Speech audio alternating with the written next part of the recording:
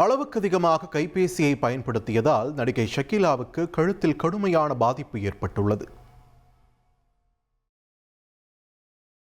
நடிகை ஷக்கீலா படுக்கையில் ஒருபுறமாக சாய்ந்தபடி நீண்ட நேரம் கைபேசி விளையாட்டில் ஈடுபட்டதுடன் சமூக வலைதளங்களிலும் மணிக்கணக்கில் நேரம் செலவிட்டதாக தெரிவித்துள்ளார். இதன் காரணமாக கழுத்து நரம்புகளில் தீவிர பாதிப்பு ஏற்பட்டதாகவும் இதற்காக சுமார் 3 லட்சம் ரூபாய் செலவில் அறுவை சிகிச்சை செய்து கொண்டதாகவும் அவர் கூறியுள்ளார்.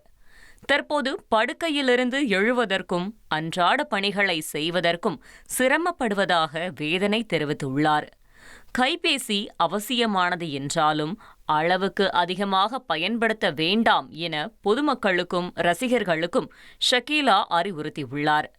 மேலும் குழந்தைகளுக்கு கைபேசியை அதிகமாக கொடுத்து அவர்களின் எதிர்காலத்தை பாதிக்க வேண்டாம் என்றும் பெற்றோருக்கு அவர் எச்சரிக்கை விடுத்துள்ளார்.